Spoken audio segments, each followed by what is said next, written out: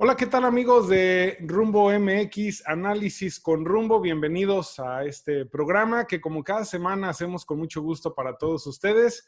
Hoy a nombre de mi compañero Julio Ríos, quien tuvo una pequeña intervención médica y ya se está recuperando favorablemente. La siguiente semana ya estará con nosotros. Y me da mucho gusto saludar a los participantes de esta mesa de análisis que cada semana hacemos con mucho gusto para todos ustedes.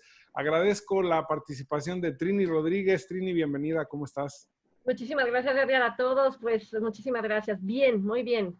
Excelente. También saludo con mucho gusto a Eduardo González Velázquez, académico, periodista y también analista. Bienvenido, ¿cómo estás, Eduardo? ¿Qué tal? Un saludo a Trini, gusto a ti y a todos quienes nos miran. Muchas gracias, Eduardo, y un placer saludar, por supuesto, a Augusto Chacón. Él es analista y director de Jalisco Cómo Vamos. Bienvenido, Augusto. ¿Qué tal? ¿Qué tal, Edgar, Trini, Eduardo? Qué gusto otra vez compartir este espacio, un privilegio. Bueno, pues arrancamos con los temas. Hay muchos temas, siempre elegir los que vamos a tocar en un breve espacio de tiempo es difícil porque todos los días avanza el tema de la información de manera muy rápida y en medio de esta pandemia, pues obviamente es mucho más la carga informativa que hay y todo lo que eso representa, pero vamos a elegir algunos de los temas más importantes que están en la agenda pública y con base en ello vamos a platicar esta tarde. Y comenzamos con esta polémica decisión del presidente Andrés Manuel López Obrador de permitir que los militares hagan tareas de seguridad pública en las calles. Se ha hablado mucho de la guerra contra el narcotráfico que desató Felipe Calderón utilizando las fuerzas militares en el sexenio panista de Calderón y después todo el contexto de violencia que se dio en el país. Después vino un asunto del gobierno actual de crear una Guardia Nacional justamente para tratar de meter a los militares a los cuarteles, aunque la Guardia Nacional tiene una estructura también militarizada, pero con un mando civil. Y ahora viene este documento. ¿Cómo podemos interpretar esta decisión del presidente Andrés Manuel López Obrador? Hay muchas opiniones en torno al tema. Empezamos contigo, Trini, esta tarde sobre este tema. Edgar, muchísimas gracias. Pues bueno, yo coincido con las voces y yo creo que México en general coincide porque hemos visto al ejército desde hace muchos años en las calles, quizás no con tareas específicamente de cuidado de seguridad pública, pero sí presentes en nuestra vida, en el día a día. No se diga Michoacán en aquellos años, por supuesto en el sexenio de Peña Nieto, donde era quienes, o era el grupo de seguridad que decidía quienes transitaban por las calles de varias ciudades de Michoacán. Y así lo han hecho. Yo lo único que veo también es que bien este decreto lo lanza para un periodo de 5 años que excede el gobierno de Andrés Manuel López Obrador, que él termina en 4 años y 5 meses, si no me falla el cálculo, porque hay que recordar que su gobierno es de 5 años y 10 meses, no es un sexenio. Entonces, si este trabajo que él va a hacer con el ejército en las calles de nuestro país va a ser lo mismo o quizás con todavía más atribuciones de intervención de los habitantes, pues se me hace una situación grave, de la misma forma como creo que no fue conveniente en los otros sexenios, creo que en esta tampoco lo es. Insisto en que el ejército no tiene la preparación para atender una seguridad pública. Ellos tienen otras capacidades, otras características, y esto pone en riesgo nuevamente a los derechos humanos de la población, como ya sucedió en muchas ocasiones, el registro histórico de estos daños que han provocado algunos grupos o militares en algunos lugares o ciudades o estados de México. Entonces yo creo que esta sería como una nueva saga de la guerra contra el narco. Interesante. Eduardo, hay dos diferentes posturas. hay desde el tema de quienes critican al presidente diciendo que en algún momento él dijo que iba a desmilitarizar el país, es decir, meter a los soldados a los cuarteles, y hay quienes defienden esta decisión del presidente diciendo los militares van a seguir bajo un mando civil. ¿Se puede tener al ejército bajo un mando civil? Y yo te pregunto, ¿qué opinas de todo este tema? Bueno, sí, primero solo apuntar lo que mencionaba ahorita Trini con respecto a la duración del decreto, es hasta marzo del 2024, 27 de marzo del 2024, entonces todavía estaría dentro del periodo de gobierno de Andrés Manuel, pero incluso habría que tener en cuenta que en el 2022, si no cambia nada, hay un referéndum, entonces eso sí, la gente saliera a decir que ya no quiere la presidencia de Andrés Manuel, pues ahí sí se empalmaría con alguna otra administración, pero en principio sí estaría presente el decreto hasta la salida de Andrés Manuel. Creo que al menos yo puedo plantear dos grandes escenarios. El primero, para no repetir lo que ya atinadamente Trini, con respecto a esta militarización continuada del país, me parece que habría que contestar algunas preguntas que van en este sentido para poder explicarnos por qué es que decide pues apostar otra vez por los militares. Una pregunta puede ser si los militares finalmente no quisieron regresar a los cuarteles. El problema de sacarlos de los cuarteles es que los pusieron en contacto con un escenario, con una realidad, unas dinámicas de las cuales algunos, no todos, por supuesto, han sacado provecho. Y me parece que habría que tener en cuenta si los militares están o no dispuestos a regresar a los cuarteles. Otro asunto es si es un mensaje sobre un fracaso del modelo de la Guardia Nacional, que si bien es un modelo que está sentado sobre el ejército, al final del día no recibían órdenes directamente del ejército, cosa que sí va a suceder ahora con el nuevo decreto. Es decir, podrán recibir órdenes directamente del secretario de la Defensa Nacional. Otro punto que me parece importante es si no se logró limpiar, eliminar de prácticas de corrupción y este maridaje que existen entre algunos miembros de las policías y el crimen organizado. De tal manera que esto complica el suponer que sobre las policías va a recaer la misión de enfrentar al crimen organizado. Y el cuarto, lo pongo en este lugar porque me liga a otra reflexión un poquito más amplia, tiene que ver con el asunto de la población.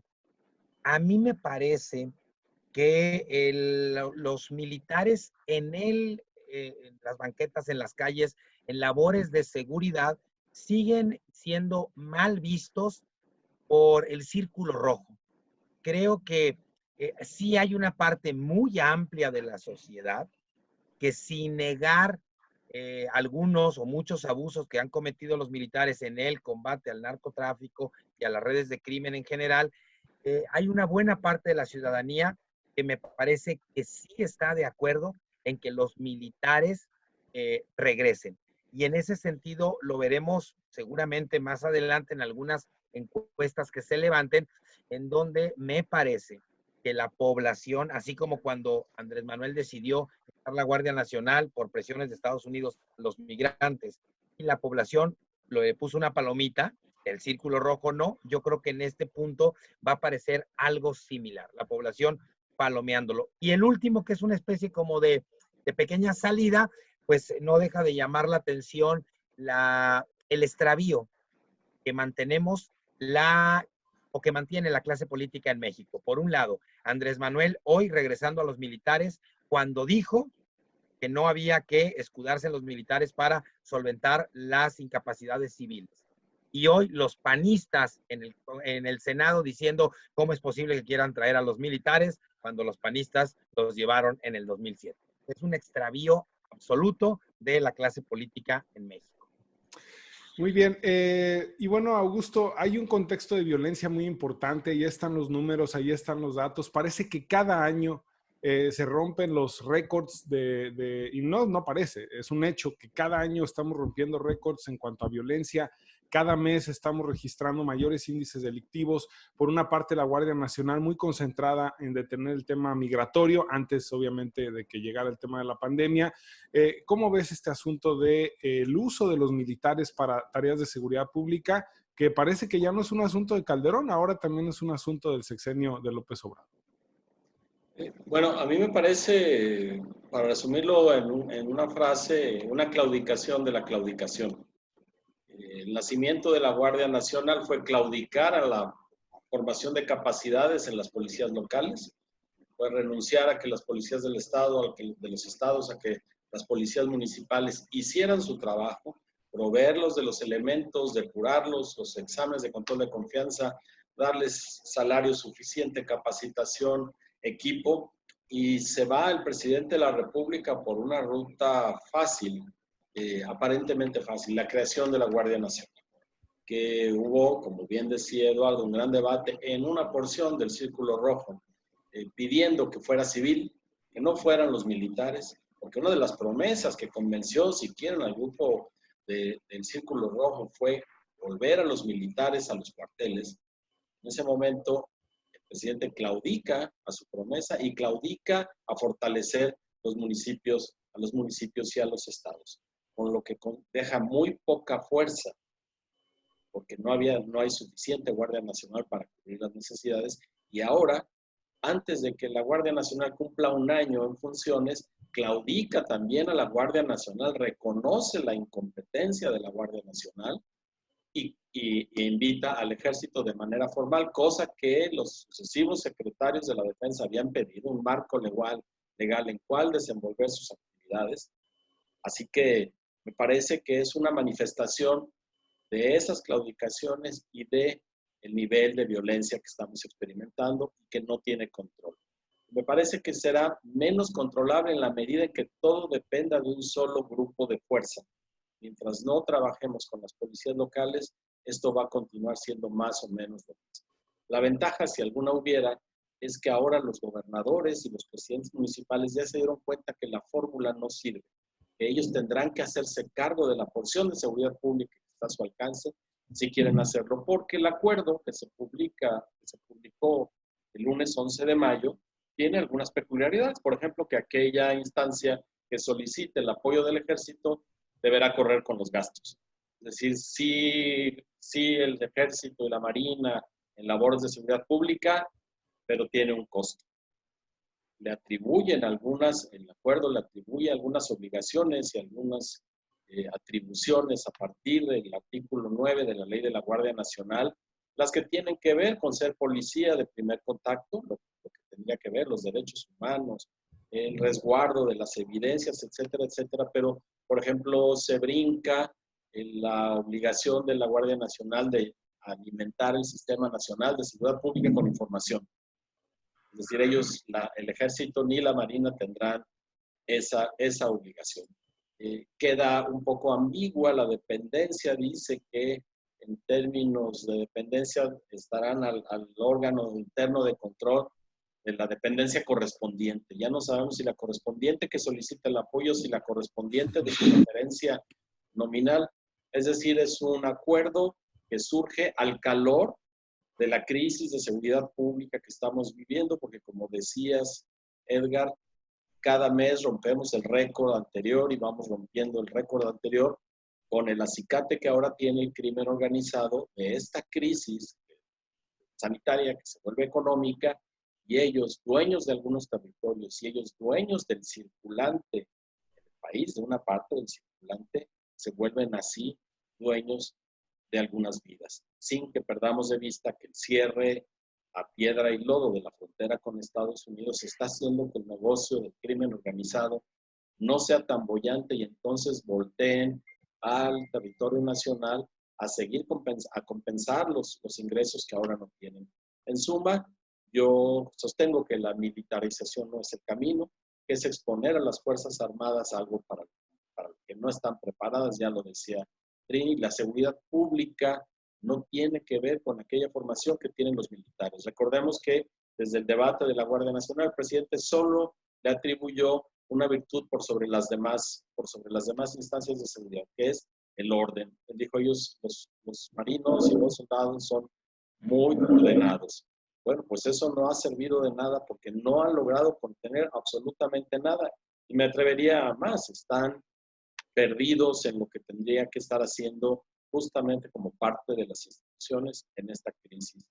Es una militarización que no solo tiene que ver con la seguridad, es una militarización porque les entregamos obra pública, porque les damos la potestad para contratar hasta choferes de pipa cuando el famoso Huachicol, están construyendo un aeropuerto y todo lo que al presidente se le ocurra que pueden hacer, simplemente porque creo que en su tosudez el presidente jamás va a reconocer que es muy importante para resolver todos los problemas. Por supuesto el de la seguridad, por supuesto el de COVID-19, sentarse con los gobernadores y hacer un plan federal que se vaya derramando en cascadas según la arquitectura institucional que nos da la Constitución. Él prefiere tener el control, que no le ha servido de nada. Los gobernadores van por la libre y también la inseguridad pública. Insisto, esta militarización del país a partir del decreto del 11 de mayo es una claudicación de la claudicación. Una pregunta que me gustaría que la contestaran todos de manera muy breve, porque creo que es el tema más importante del día. Esta especie de estrategia de abrazos, no balazos, de señores, ya bájenle a su juego, quédense tranquilos, háganle caso a su mamá. Es decir, este tipo de frases que configuró el presidente para hacer un llamado a la paz sin el uso de la fuerza pública de la manera en la que se había usado anteriormente, ha llegado a su fin. Es decir, ahora con este acuerdo, ¿creen que podamos ver estos enfrentamientos directos que hubo en los 2 sexenios anteriores? ¿Quién quiera empezar? Empezamos, no sé, Trini. Ok, bueno, es que hay que darle tiempo al tiempo. No podríamos adelantarnos. Lo único, yo creo que esta frase y todas estas frases que ha dicho en las mañaneras, y lo sostengo, sus mañaneras están agotadas. Si él cambiara la estrategia y estuvieran participando más las personas que saben sobre el tema que está tratando y no él que piensa que lo sabe todo, evitaría esos errores. Esas son simplemente frases que en muchas ocasiones, pues como sucedió ahora con los médicos que tuvo que retractarse y que tuvo que disculparse, pues simplemente creo que son palabras que él dice de más y que no tienen ningún sentido. Eduardo. Pues mira, yo creo que para construir, más bien para acabar con la violencia, tenemos que pensar en cómo construimos desde la paz. Sí me parece que bajo cualquier óptica que se le mire, será más importante, más fructífero enfrentar este tipo de problemas desde una política del no uso de la violencia. Sin embargo, me parece que a un año y meses de haber arrancado esta administración, esa política dio pocos resultados y en ese sentido está apostando pues nuevamente por lo que llaman algunos la última frontera, que son las Fuerzas Armadas, que le agregan un elemento más a esta complejidad. Es que precisamente las Fuerzas Armadas están entrenadas, formadas, no para construir la paz, no para enfrentar problemas desde el no uso del el poder militar. Yo creo que las Fuerzas Armadas en las calles lo que van a terminar haciendo pues es incrementar los niveles de violencia pues como los hemos tenido quizás en los otros 2 sexenios anteriores. Bien, Augusto. No sé si la frase abrazos, no balazos, las subsecuentes y la más reciente de ya bájenle, estén en el rango de estrategia. Si las ponemos en ese rango, podemos ya afirmar que fue un fracaso. Si sumamos a los programas sociales que no lucían mal como un tránsito a eso que bien dice Eduardo, que es la paz, proveer de recursos a los jóvenes, darles becas, crearles oportunidades de educación, de trabajo, apoyar a los adultos mayores, eso luce como una estrategia, pero siempre se dijo, de mediano plazo, cuando muy pronto, y a largo plazo. En tanto, la violencia necesitaba una contención. Y esa contención solo podía suceder con la fuerza más grande que tiene el país, que es la suma de policías municipales y estatales. Los abrazos, los no balazos, el ya bájenle, no me parece que merezcan ser inscritos en la categoría de estrategia. Y me quedo contigo, Augusto, para arrancar el siguiente tema, que tiene que ver con esta famosa ley Bonilla. El gobernador de Baja California, Jaime Bonilla, llega al poder por el partido de Morena, y ya una vez ahí, el Congreso, la anterior legislatura local de Baja California, decide que en lugar de gobernar 2 años, puede gobernar 5 años. Entonces, todos los partidos políticos votaron a favor, increíblemente. Y bueno, pues entonces el tema se judicializa y llega hasta la Suprema Corte de Justicia de la Nación, y justamente ayer es cuando ya por unanimidad y con una paliza, incluso con adjetivos diciendo que pues fue un fraude a la ley, que fue un tema de corrupción, pues simplemente echan para atrás esta ley, como ya se había previsto. Pero ¿qué podemos hablar de este tema? ¿Se debe investigar al gobernador Augusto? ¿Se tiene que sancionar por haberse querido pasar de listo con esta ley? Bueno, de entrada, lo que hizo la Suprema Corte, cada uno de los ministros, en su expresión al emitir su voto, fue una sanción social muy, muy fuerte para el gobernador Bonilla. Y es una gota de esperanza en esta república puesta así constantemente ante el abismo, si vamos a mantenernos como una república, si vamos a ser el recipiente de las ideas de un mandatario que se niega a vernos como fruto de un pacto entre entidades libres y soberanas. Y además, con los nombramientos en la Suprema Corte había muy fundadas dudas respecto a qué rumbo tomaría esta decisión que tomaron ayer. Me parece que la unanimidad demuestra que hay independencia, que la Corte puede en algunos momentos mostrar libertad y autonomía, en momentos en que era muy importante ponerle una señal contundente al presidente, porque no olvidemos que el gobernador Bonilla es muy cercano al presidente López Obrador. Y hay una expresión de las que usaron ayer los ministros, particularmente la del ministro Pérez Dayán, que dijo, y no lo cito a la letra, lo cito simplemente a la memoria, si el pueblo quería que se prolongara el mandato de Bonilla otros 4 años, además de los que estaba, de los 2 para los que fue elegido, pues el pueblo estaba equivocado y es una decisión antidemocrática. Punto. Es decir, nosotros como ciudadanos podremos desear cosas, podremos intentar cosas, pero siempre en el marco de la ley, y la Suprema Corte nos recordó eso, y es una especie de ahí te hablan, Juan, para que oigas Andrés Manuel. Sí, qué bueno que consulten a la gente, pero hay un marco democrático, un Estado de Derecho al que se deben ceñir todos los juegos que intentemos. A mí me parece muy sano lo que hizo ayer la Corte, tenía que ser unánime. Durante todos estos meses tuvimos dudas respecto hacia dónde iba a ir el fallo. La misma secretaria de Gobernación, Sánchez Cordero, que fue ministra, no se había manifestado, inclusive tuvo el hierro de insinuar que quizá no estaba mal eso cuando fue representante del presidente en la toma de posesión de Bonilla, y ahora la Corte les enmienda la plana, y me parece que es una buena señal para las instituciones, una buena señal para el Estado de Derecho en México. Bien. Trini, ¿qué opinión te merece esta decisión de la Corte? Bueno, pues emiten un comunicado sobre la postura de la secretaria de Gobernación, Sánchez Cordero, y precisamente tratando de justificar aquel video que se filtró donde dice que la norma era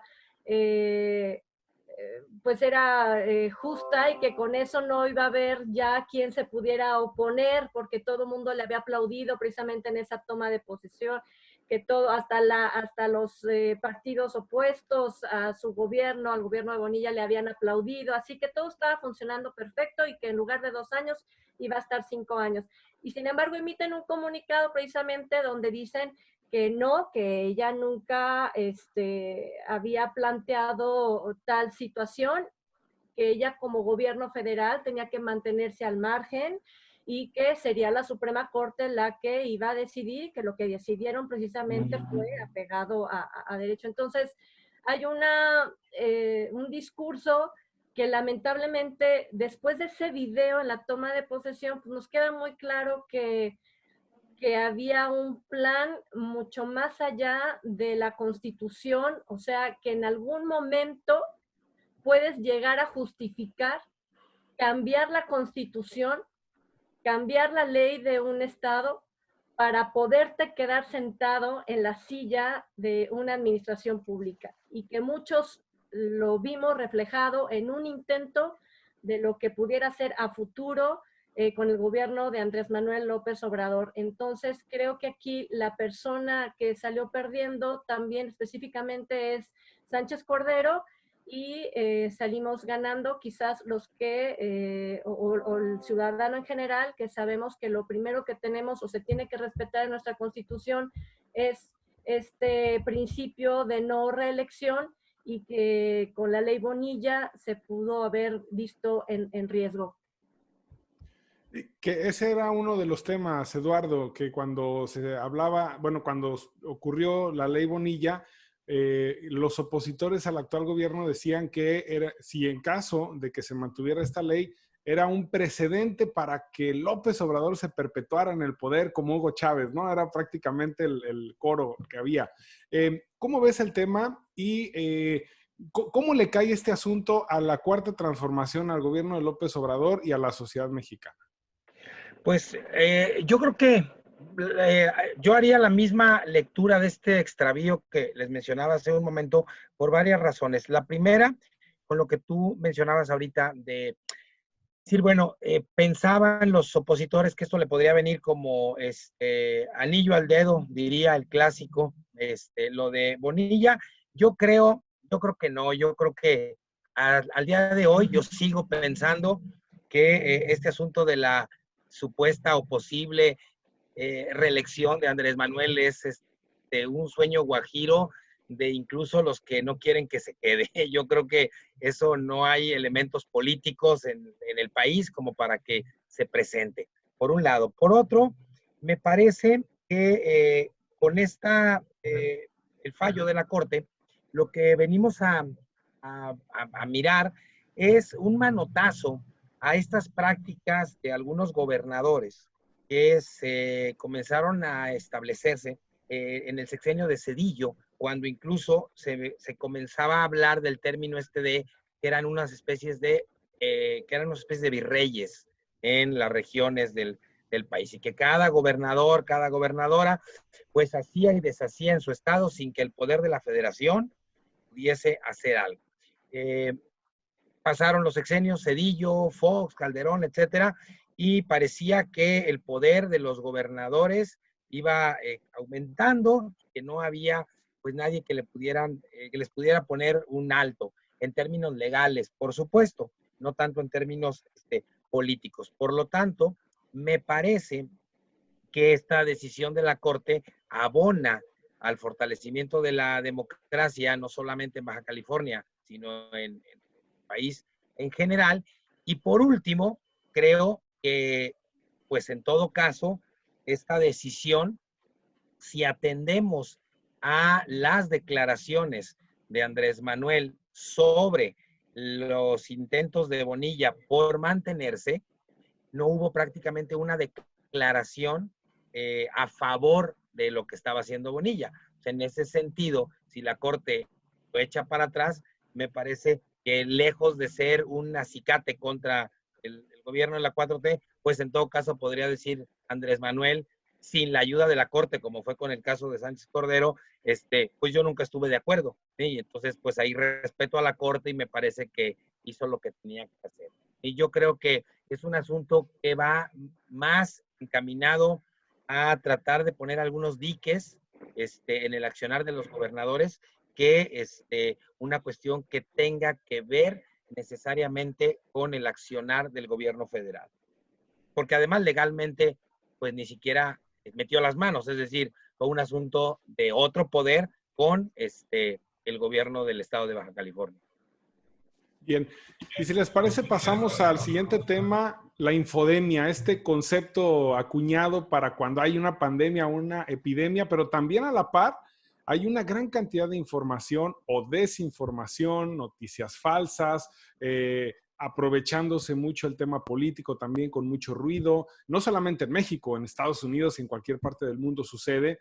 ¿Y cómo dar lectura a este fenómeno de la infodemia, donde hay muchísimas noticias falsas, donde todo el mundo comparte información sin ni siquiera revisar que la fuente sea fidedigna? A todo el mundo nos llegan mensajes por WhatsApp, nos llegan cada cosa, ¿no? Que decimos, bueno, ¿y esto de dónde viene? Cada teoría de la conspiración, etcétera. Entonces, es un tema importante porque hay quienes dicen que la infodemia hace tanto daño como la pandemia. ¿Cómo lo ven? Y comienzo en este bloque contigo, Trini. Sí, mira que a mí se me hizo acertado el hecho de que, bueno, en la mañanera, pues así lo ha utilizado para hablar de cualquier tema, no precisamente de una estrategia de gobierno, pues hablara con la gente que le ve y le escucha sobre este término, porque sí creo que toman la información, por ejemplo, como lo dijeron, ¿no? A través del WhatsApp y lo hacen o lo toman cualquier información que le pasa a la comadre, la prima, la tía, etcétera, o el primo, y lo toman como real. Sí sucede, ¿no? De hecho, a todos nos llega un mensaje, nos dicen, ¿qué sabes de esto, no? Entonces, ese intercambio de información creo que sí es muy dañino, mucho. Pero también creo que con la misma vara que midas, pues serán medidos. Y esto es, en estos días, Abraham Mendieta, que es un periodista de la 4T, tiene un portal que se llama El Soberano. Entonces hace un reportaje sobre el paso de Calderón con su relación con el crimen organizado y todo lo que está sucediendo en torno al expresidente de México. Y en una imagen que suben para hacer referencia de un ex policía que está preso en Estados Unidos, ponen la fotografía de un ex policía federal de apellido Castilla Cravioto. Y en Twitter le dice, discúlpame, pero esa foto que tienes ahí indicando que la persona que está detenida es fulano de tal, soy yo, y yo estoy aquí, y yo estoy libre, te pido por favor que retires eso, ¿no? Entonces, ellos mismos se equivocan, ahí fue un error, igual no fue el deseo de mentir sobre la información, pero me refiero a que es tal esta costumbre de tomar de las redes, de jalar sin verificar, que hasta la 4T o los seguidores de la 4T también se les fue.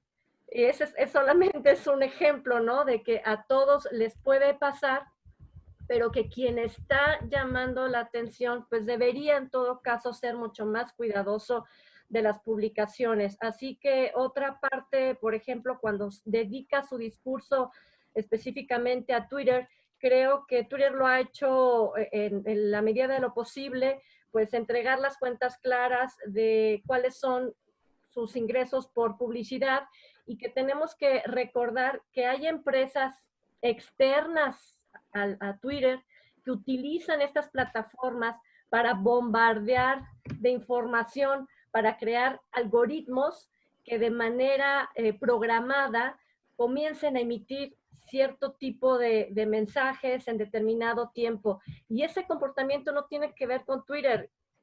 El Internet es libre y creo que se ha comprobado que todo el mundo ha hecho lo que ha querido de estas plataformas y la red AMLO lo ha hecho también. Entonces, ojo ahí, ¿no? Creo que con la misma vara lo van a medir también.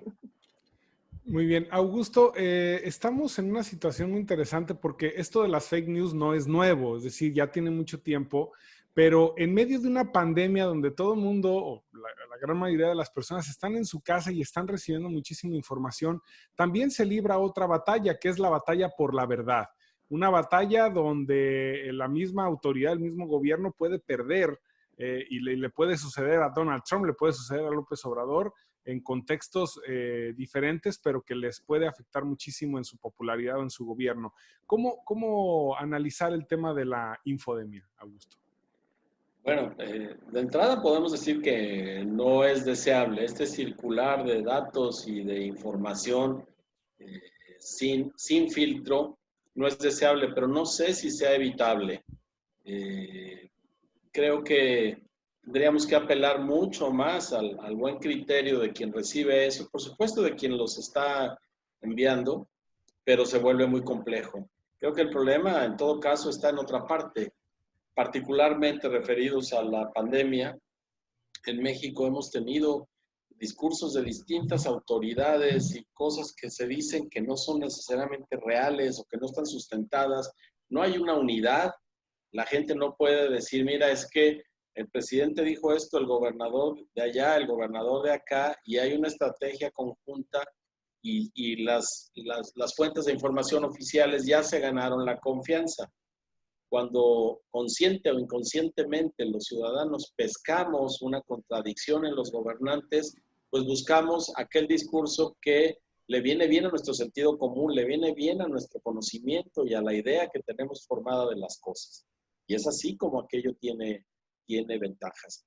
Si los gobernantes unificaran sus criterios y tuvieran una comunicación directa y consensuada entre ellos, creo que esta llamada infodemia no sería tan perjudicial, pero no es así. Pueden decirnos un día una cosa y al día siguiente la otra. Puede un gobernador dictaminar el confinamiento una semana antes y el otro después, y uno decir, no, es que no hay que empezar antes, hay que empezar después. Todo eso queda registrado en quienes tenemos la preocupación, en quienes queremos saber qué hacer, y a final de cuentas nos vamos hacia la fuente que nos parezca dice aquello que es más creíble sin el filtro del conocimiento o del entendimiento pleno. Y otra fuente de este mal está también en los medios de comunicación formales, y por formales no me refiero a los de antaño. Me refiero a aquellos que tienen editores, que tienen una dirección, que pueden filtrar las cosas, que tiene el reportero, que pone en la página electrónica o de papel o en la pantalla lo final. No hemos sabido los medios de comunicación construir un espacio de confianza para que quien tenga dudas diga, yo voy a recurrir a este medio o a este comunicador o a esta comunicadora para formarme un criterio sano que tenga que ver con la comunidad. Ahí también tenemos una deuda quienes estamos en los medios de comunicación para construir esa confianza. Pero insisto, el construir la confianza, el que los gobernantes tengan un discurso unificado y consistente, también se va a enfrentar tarde o temprano con las creencias de las personas, con su nivel educativo, con su voluntad por creer o no creer, por sus convicciones acendradas. Son muchísimas las cosas las que hay en los receptores de la información, como para pensar que basta una homilía para que esto cambie. Insisto, no es deseable esta infodemia, pero no sé si sea evitable.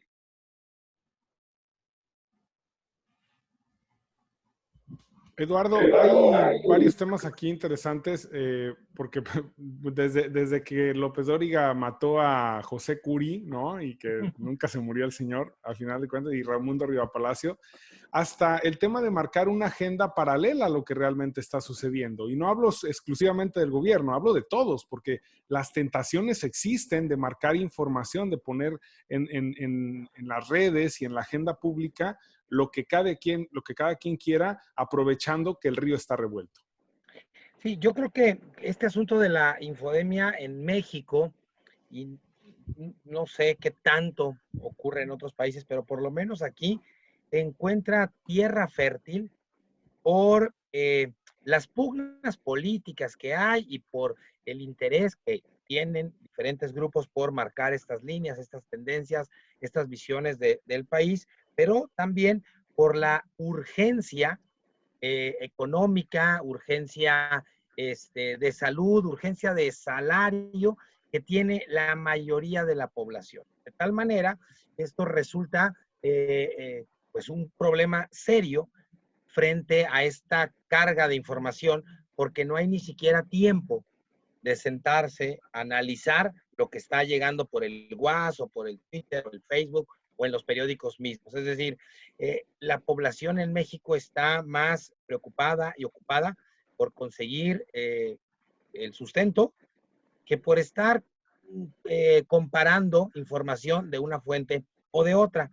Entonces me parece que en ese sentido, pues la infodemia encuentra tierra fértil aquí en nuestro territorio, por un lado. Y por otro, sí me parece que también tenemos que hacer la distinción entre algunos, o muchos, errores que se puedan cometer en un ejercicio periodístico, es decir, con el nombre de una persona, con la fecha, con el lugar, con la explicación de algún proceso, y otra que de manera consciente se esté manipulando alguna información que no es verídica para soltarla por cualquier canal. Creo que a la sociedad y a los gobiernos nos sale muy caro el tratar de desmentir todas las informaciones que la gente consume como ciertas que no lo son. Sea de donde sea, en cualquier espacio, en cualquier tema, en realidad pueden soltar una nota o una información, el tema que ustedes quieran, a las 8 o 9 de la mañana, se riega como pólvora y el dinero y el tiempo y los recursos que hay que invertir de alguien que se ve afectado por esa nota sin serlo, pues son recursos que finalmente se podrían destinar a otras actividades, que nos hemos vuelto ya en una sociedad, pues, del hashtag. Mira, abrimos el Twitter y pues en lugar de valorar y comparar información, buscamos cuáles son las tendencias y lo que se diga en las primeras pantallas que podamos ver es lo que comenzamos a repetir. Y yo creo que esta es una muestra también muy clara de una sociedad que le falta madurar en el consumo de la información que todos generamos. Bien, y bueno, para cerrar esta mesa, hay un tema muy importante que es el regreso o no a clases. El gobernador de Jalisco dice, ya no va a haber clases, por lo menos presenciales, en lo que resta del ciclo escolar, y el presidente López Obrador, hoy en la mañana, dice que mañana va a presentar el plan de cómo se va a reactivar el país, en qué fases, y habla de la posibilidad de que haya regreso a clases y la posibilidad de que haya regreso a algunas actividades turísticas. En ese sentido, y bueno, quienes son académicos, quienes les ha tocado vivir esta etapa de cuarentena enseñando, hay un tema interesante que analizar. ¿Hacia dónde va la educación con el tema de la pandemia y qué podemos esperar? Comenzamos contigo, Eduardo. Pues yo creo que ahora con la pandemia hemos encontrado una beta muy importante en la forma de enseñar desde plataformas como la que estamos usando en este momento. Sí me parece que cuando regresemos a algo parecido a lo que teníamos, esta forma en la que hemos pues superado, me parece que con bastante éxito en una buena parte de las escuelas públicas y privadas a través de este tipo de plataformas, se va a seguir utilizando.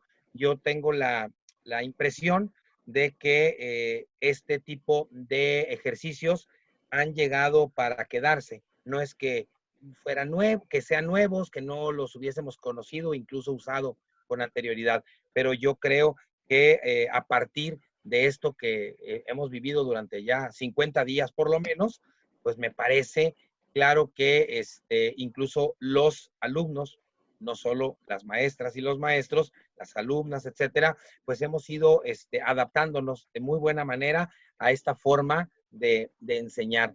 Yo creo que pues tendremos que seguramente acostumbrarnos a verla cada vez más en los planteles educativos.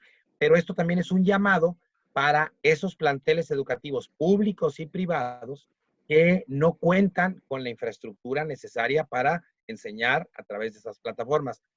Y también reflexionar sobre las condiciones de una buena parte de la población que no tiene acceso a este tipo de plataformas, de una computadora, de una tablet, etcétera. Entonces, sí, la reflexión me parece que tiene que ir por varios espacios económicos, educativos, sociales, y no solamente pensar que cualquier persona se puede conectar a una videocharla como lo estamos haciendo ahorita. Creo que hay ejemplos por todo el país de prácticas exitosas, pero también ha habido muchísimos ejemplos de estudiantes y de maestras que están diciendo, nosotros no tuvimos las herramientas necesarias para enseñar de esta manera.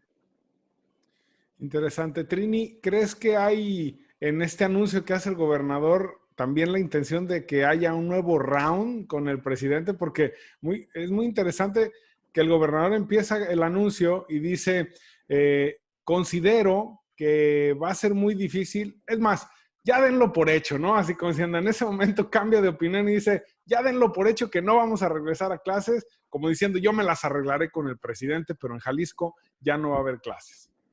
El asunto es qué va a pasar si la federación dice que sí, ¿no? ¿En qué papel nos vuelve a poner como Estado? Nuevamente, la confrontación que no le encuentro ningún sentido en el hecho de por qué se adelanta. Si dice, bueno, más tarde vamos a hablar con el titular de la Secretaría de Educación, Esteban Moctezuma, para ver precisamente el regreso. Entonces, ¿para qué hablas con el titular de la federación si ya tomaste una decisión? Creo que el gobernador tiene razón en el sentido de cuando menciona que el 36% de la movilidad en la zona metropolitana de Guadalajara corresponde a las actividades educativas de todos los niveles. Estoy de acuerdo que para garantizar la reactivación económica tendríamos que sacrificar el sector de la educación. Yo lo veo también prudente en ese sentido para darle la bienvenida a esto que al Estado le urge, que es la reactivación económica. Y estos jóvenes que han estado ya manejándose a distancia, pues sigan con el mismo comportamiento. Se me hace razonable, pero no entiendo, sí lo entiendo porque así ha sido el gobierno de Enrique Alfaro, de confrontación, de aventar un tirito para ver hasta dónde llegan y pues ojalá que no se tenga él entonces, que hablando de las escuelas que le corresponden a la federación, pues tenga que decir, ok, van a regresar de manera paulatina primero los que tienen que ver con la federación y posteriormente los estados y dejar por ahí a la Universidad de Guadalajara hasta el próximo ciclo escolar, por ejemplo, ¿no? Entonces, habrá que ver en qué términos se resuelve el regreso a clases. Bien. Augusto, tú conoces los números de la ciudad, del estado. Hay mucha gente que no necesariamente tiene la posibilidad de entrar a esta dinámica digital, ¿no? Cuando decimos la educación a distancia, qué padre, por Zoom, por Classroom de Google o por un montón de cosas y de plataformas muy bonitas, pero resulta que hay comunidades y muchísima gente, sobre todo en la educación básica, que pues muy a duras penas tienen un celular con WhatsApp y necesitan estarle recargando datos para poder enviar pues lo que tienen que hacer y luego que si no tienen datos ya no pueden mandar la foto, la imagen, el video. Y entonces nos encontramos con una realidad donde la tecnología no está en todos los lugares. ¿Qué opinas tanto de este tema como del anuncio del gobernador?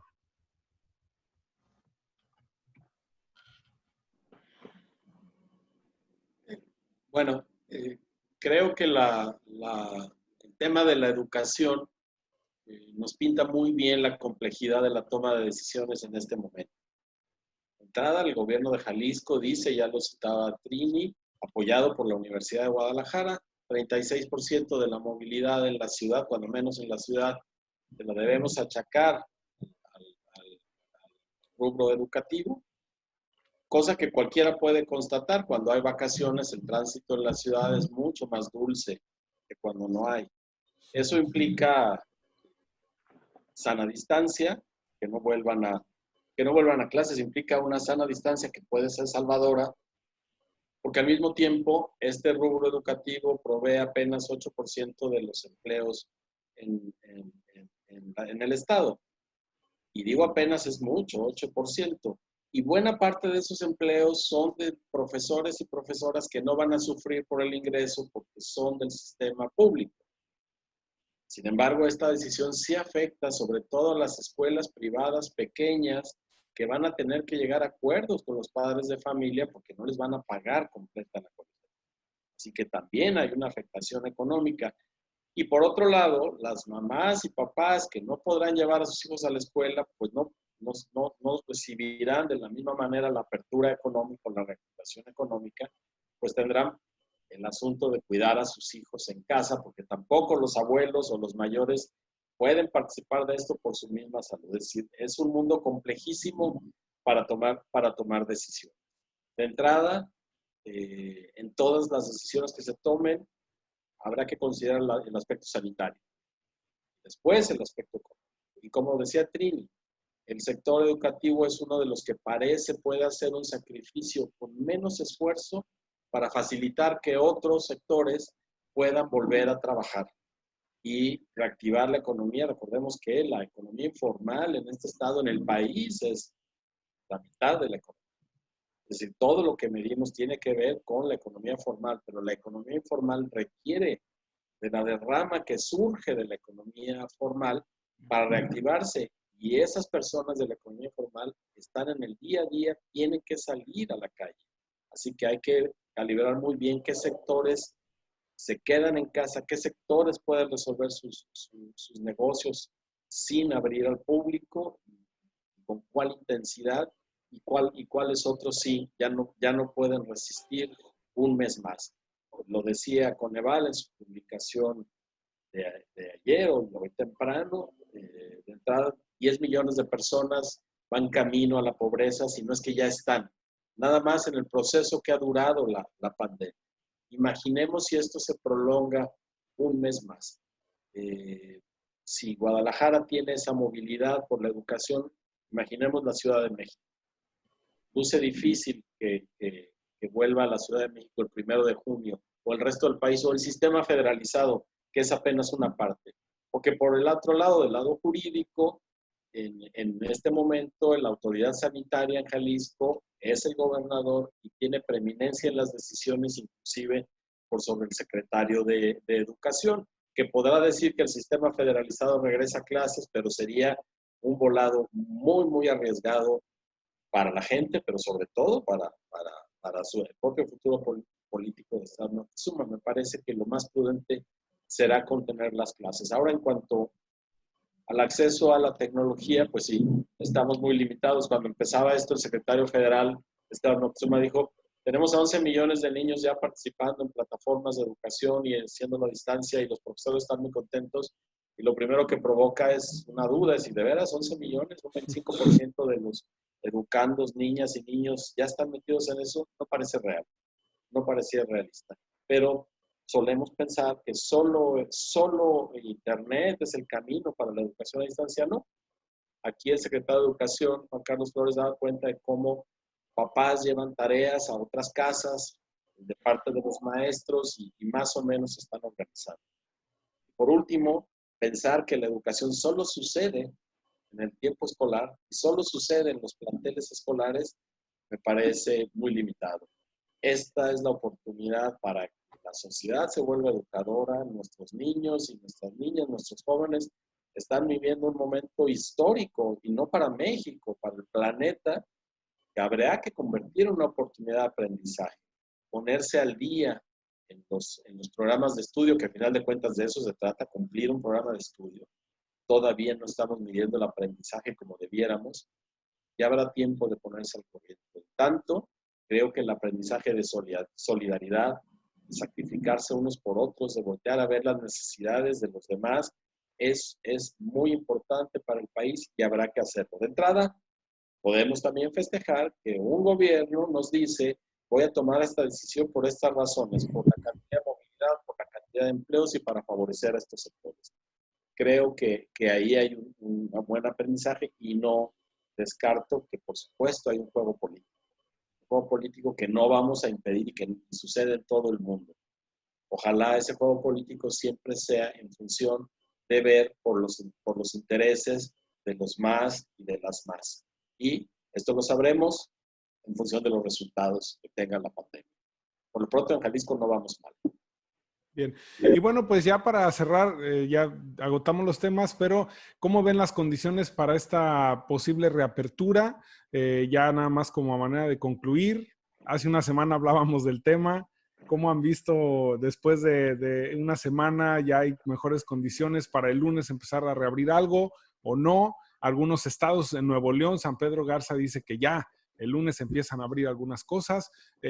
Algo de este tema para cerrar la mesa, compañeros. Bueno, de manera para rematar, como dices, creo que hay una prisa para empatar las actividades económicas. Y no solamente hablo del país, sino a nivel internacional, empatarnos con esta presión que tiene Estados Unidos también por abrir el mercado. Entonces, que si estamos preparados, no lo creo, porque ni siquiera se le dio la oportunidad por segmentos para poder volver a la actividad como una especie de prueba, como lo que decíamos en la charla anterior, ¿no? Prueba-error para ver si podían los floristas vender el 10 de mayo. Entonces, no se hizo. No veo yo todavía la forma en que nos empiecen a decir, miren, le vamos a hacer por aquí, por acá, para que se vaya preparando todo el mundo. No veo señales. Simplemente no sé en qué consistiría la preparación del ciudadano para poder enfrentar este proceso. Bueno, sin duda están las condiciones que provoquemos y están las condiciones que nos imponen las circunstancias. Y es la imposición, es la emergencia, porque algunos sectores retomen la actividad, como decía Trini, porque somos parte de una cadena de suministros en la industria automotriz, en cierta parte de la agroindustria, que otros países están pidiendo que reactivemos. Sin duda será gradual. Va a haber una fase 0 en Jalisco, una fase 1, fase 2. Tendrá que ver con las posibilidades reales de las empresas para aplicar protocolos de actuación, internos y externos, que no basan, inclusive el hacer pruebas a sus trabajadores. Todo eso tendrá que ver con la apertura y, por supuesto, en buena medida dependerá de nosotros, que no nos rindamos a usar el cubrebocas, que tengamos los cuidados con el lavado de manos, con la proximidad hacia los demás. De todo eso dependerá, así que no va a ser sino ir midiendo cómo avanza el mal, sobre todo en función de las posibilidades del sistema hospitalario, que no se sature. Eso va a ser muy importante. Ir poco a poco, a final de cuentas, si de pronto tenemos un regreso en los contagios, si no se dan esos 14 días continuos de baja en los contagios, pues habrá que regresar a una contención más intensa. Pero las circunstancias externas al manejo mismo de la pandemia nos imponen un regreso gradual, al menos para algunos sectores. Ya veremos cómo sucede. Bien, Eduardo. A mí me parece que este cierre que nos permites, también a mí por lo menos me deja en claro nuevamente estas prácticas de extravío que estamos teniendo. Y por un lado, no dejamos de especular sobre cómo va a ser la apertura. En realidad, ni el gobierno federal, ni el gobierno del estado, ni los gobiernos de los otros estados nos han dicho cómo va a ser la apertura. Nos vamos a juntar, ahí les avisamos y empezamos a elucubrar que si de esta manera, que si aquí. En realidad no tenemos un dato serio del gobernador o del presidente de la República diciendo vamos a abrir de esa manera, a partir de tal día, por un lado. Y por otro, no me deja de llamar la atención que cuando salen las autoridades a decir que probablemente ya vamos a regresar, empieza una serie de discusiones en las redes de que no es el tiempo, no estamos preparados, nos estamos arriesgando, pero yo cada vez veo más gente en las calles.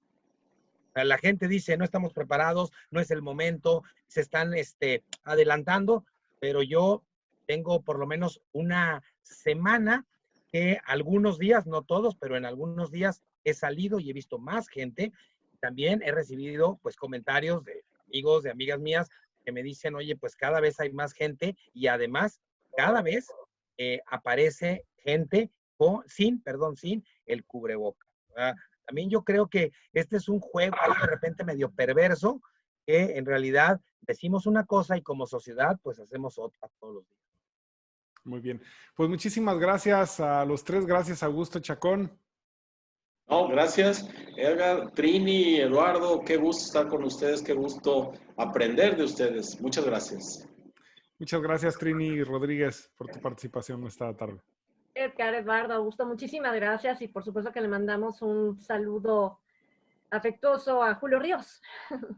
Así es, ya la siguiente semana estar aquí. Gracias, Eduardo. Hasta luego, un saludo, Trini, Augusto, a Edgar y por supuesto también al buen Julio. Hasta luego.